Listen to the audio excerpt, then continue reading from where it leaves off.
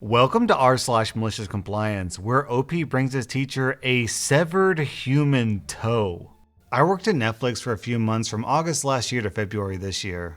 It was customer service, so it was basically elderly people calling for various stupid reasons. One thing that happened constantly was people opening accounts by accident and not closing them. Most often, it was an old person who forgot their password, so instead of recovering it, they would just make a new account each time it happened. The policy when I worked there was if they had watched even a minute of Netflix on an account, we could only refund the last 3 months' charge, no matter the age of the account. If they hadn't watched Netflix, we could credit up to 6 months. If they had a single minute of Netflix used in the past month, we were only allowed to credit 1 month. And no refund at all if they tried to cancel within a week of their billing date. We were also told not to refund anything if we weren't explicitly asked for a refund. My last week at that job, I didn't care about their rules much. If someone forgot they paid for Netflix and seemed genuine or like it was a true mistake, I'd just refund as much as the system would allow me to credit, even if it was technically going against our rules, the full 6 months.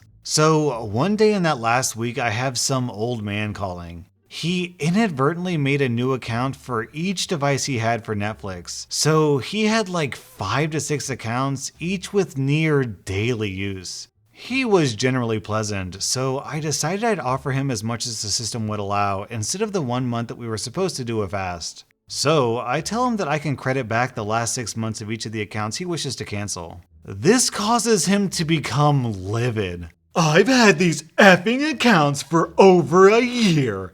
And you're going to goddamn refund me the full amount I'm owed." And stuff like that being spewed at me for the next minute or so. Eventually, he demands to talk to my manager because he thinks that they will be able to refund him the full amounts. The fun part now is the supervisor followed every rule to the word. So I had the pleasure of getting my supervisor on the line, who ended up telling him that they could only refund a max of 1 month per account. So he lost out on 5 months per account of possible refund money. All because he decided to act like a dick and throw a tantrum. So OP did the math on this, and that comes out to close to $250 this moron missed out on just because he decided to be a prick. Our next Reddit post is from Deleted. My Gramps had just moved into a retirement park with a lot that backed up to a country land that was a nature preserve. His backyard was basically non-existent, but he didn't mind as he got to look out over the preserve. However, he did marvel at how his next door neighbor's backyard extended a good 8 feet past his, giving his neighbor a nice space back there.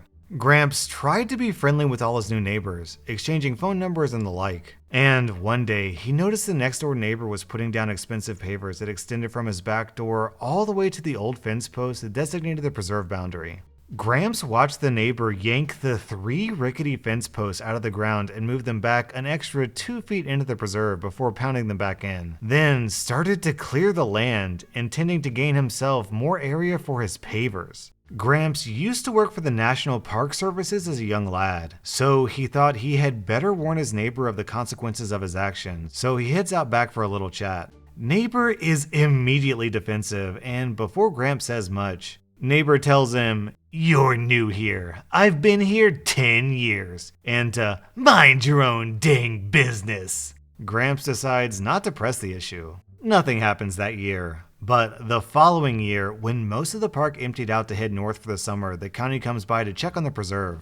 Gramps notices them going back and forth behind his neighbor's house. The workers are pulling out maps and taking photos and making phone calls, and soon more guys show up.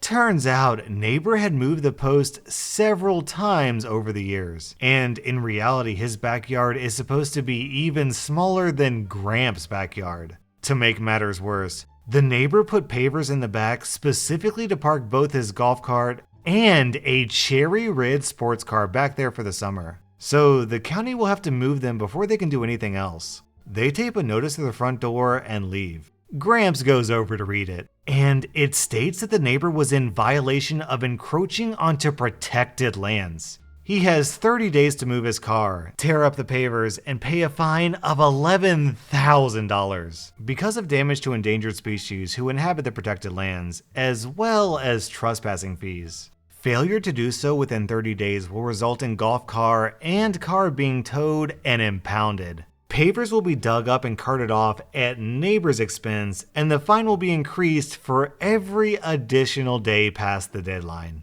30 days comes and goes, so a week after that, Gramps has quite the show as first the car and cart were towed. Pavers were dug up and hauled off, and the old fence posts and ropes were replaced with metal posts embedded into buried cement bases, connected by steel cables. Whole process took several weeks to finish, but the preserve looked a lot more legit when they were done. A few solar cameras were installed so the county could monitor the wildlife and encroachers remotely. Meanwhile, more notices were taped to the front door of neighbor's house. By November, the snowbirds were flooding back into the park, including Neighbor. This was Gramps' second show of the summer, as Neighbor reads all the notices, digging down until he reads the first one. Then runs out back and starts screaming and cussing up a storm before running back to his car to dig out his cell phone so he can call the county to find out where his car and golf cart were. Gramps stays indoor to avoid the guy as he is frantically trying to unload his car, turn on his water and electricity, get the AC and toilets going, and all the while trying to get someone at county to pick up the phone and give him some answers. He finally gets a live person and proceeds to scream at them while on speakerphone about his car and carts. So the call keeps getting kicked to other people because who wants to help a screamer? Basically, the neighbor is told to come to the county office to get this straightened out. 3 days later, the neighbor catches Gramps outside and asks if he was here when the county stole his car and destroyed his backyard. Gramps said he was, and neighbor says, "Well, why didn't you call me when you saw them putting notices on my door? You had my number up north." Gramps said he had thought about doing that, but figured the neighbor would prefer him to mind his own dang business, so he decided against it. I can only imagine how satisfying it must have been to say those exact words to that douchebag neighbor. The other thing I'd like to point out is, sure, Gramps minded his own business, but so did everyone else on that street. Theoretically, this guy had a neighbor on the other side as well. And that guy didn't do anything either. So the entire street had to ignore this happening. Oh well, too bad, so sad. Our next Reddit post is from NylakOtter. So I've spoken about my dogs on here before. I train search and rescue / human remain detection dogs, which basically means we wander around disaster sites, crime scenes, and wilderness area searches looking for bodies or other remains, to put it very simply. This story is from a couple of years back. When I was in college, I was required to take a public speaking course. I have stage fright and social anxiety, so this was basically torture. My instructor was pretty jaded and didn't much care that I was having a panic attack on stage. She suggested I talk about something I'm more comfortable with and to toughen up. The final was supposed to be a demonstrative and informative presentation and 30 minutes long. Fine. My dogs have clearance by campus police to train on the university grounds, and I have clearance from city and county police to bring biological waste materials with me throughout the county. I prepare a fancy PowerPoint presentation and bring in my big, crazy cadaver dog and scent samples, including a human toe, blood, and bones. I spend half an hour showing how to train a dog to detect human corpses, along with a few vivid anecdotes about some of my past searches. We even let some members of the audience come handle my dog and give clicker training a try. Audience involvement in the demonstration was required. I got an A, but the mildly horrified look on my professor's face was far more rewarding. OP, what you should have done was taken the human toe and hidden it in one of the people's backpacks or desks as soon as you got into the classroom. And by one of the students, what I really mean is the professor. And then be like, now for a live demonstration. I've hidden a toe in one of your backpacks, and now my dog is going to find it. Our next Reddit post is from inconvenientsilence. Okay, I've worked in a lot of different industries, but this happened while I worked in a casino chain in the UK.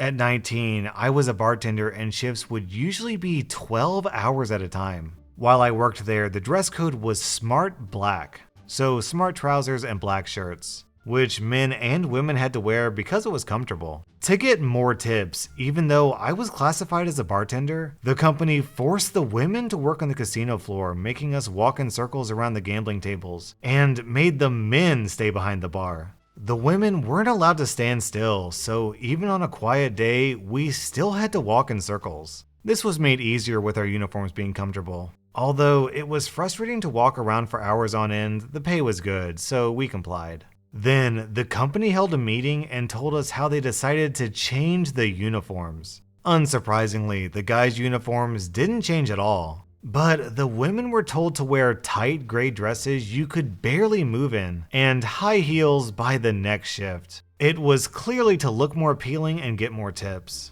Of course, my female coworkers and I were pissed off about this and told the managers that we will not only have restricted movement, but will also be in pain by the end of the night if we have to walk around for hours in high heels on the hard floor. Management didn't care and told us to suck it up. After this, we all gathered in the changing rooms and talked about how there is no way we're wearing this new uniform and shouldn't wear it to protest. That's when I had an idea. I suggested that my coworkers do what they have planned, and I'll wear the new uniform because we needed to prove our point. After a long discussion and hesitation, they agreed and let me do it. The next shift, I walked in the building in the new uniform. My God, it was uncomfortable. The dress made it difficult to turn my body around, and bending over was nearly impossible. It was so tight that when I did kneel down, I was scared it would rip. Management was really happy to see that I complied, even saying to my coworkers how they should learn from me.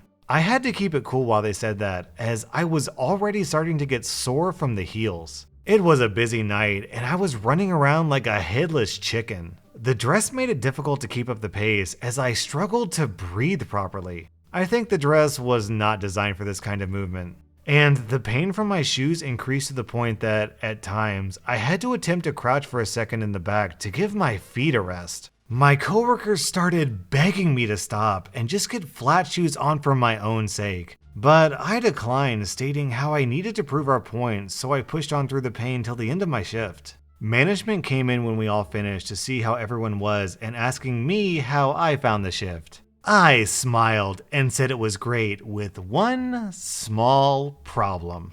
I removed my shoes for the first time in 12 hours and stood in front of my managers mildly shaking. Their faces went from all smiles to shock when they looked at my feet to see my blood running on the floor from my open wounds on my heels. The injuries covered the entirety of my heels with dried blood on the back of my shoes. They started telling me I shouldn't have done that and should have worn flat shoes, but I reminded them saying, "But it's part of the new dress code. I had to wear high heels, like you told me."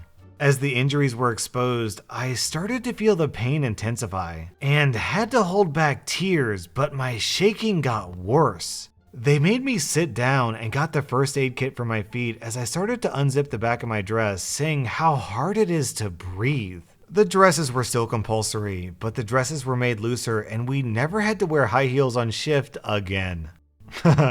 OP, I gotta say, that was super metal. Our next Reddit post is from Bryson64. I was working IT for Safeway Corporate. Throughout the day, employees can submit for tech support by either calling the number or sending an email. As we were mostly a call center, the emails, called web tickets, would back up, as everyone was busy on the phone. They would nominate a few agents to jump off the phones and call out on these emails we got. The average person would do 20 to 40 by the end of their shift. I got assigned to a special group assisting with other tech specialists with telephone engineering issues. Phones don't work. We needed someone to work the night shift to help the night guys. I gladly volunteered. We got maybe 3 calls a night, and that was for general tech support. I helped with maybe one thing a week. My manager asked why I wasn't very busy at night. I told him all stores are closed except those in Hawaii, and we just don't have the same volume of calls. He tells me he wants to see me work web tickets at night. I work a few web tickets from 10 to 11 when I show up, and a few more from 5 to 6, but don't have much success as night and morning stock crews want to put product on the shelves, not reboot a printer that is probably already working just fine. My manager calls me in and is saying that everyone works significantly more web tickets than I do, and he wants to see my numbers go up. I explained to him that the majority of the tickets are for stores that are closed, or for a corporate office in California where executives are sleeping. He says he doesn't want excuses. So that night, I call all 200 tickets. It isn't difficult and doesn't take long because no one answers, and I leave the typical voicemail explaining why I called and please give us a call back. The next morning, my manager calls me in furious. Apparently, high-level corporate execs called my manager personally, wanting to know why they were getting woken up in the middle of the night by tech support. My manager asks, "Did you call these people just to prove a point?" I could have said many things. "Just following orders, sir. Just doing my job. What did you expect? Do you know how dumb you look?" Instead, I simply replied, "Yup." His reply, "Well played." He no longer expected me to do web tickets at night.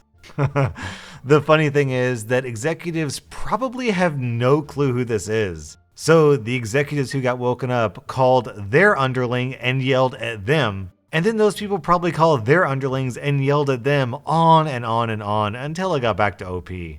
That was r/malicious compliance, and if you like this video, hit that like button because it really helps my channel.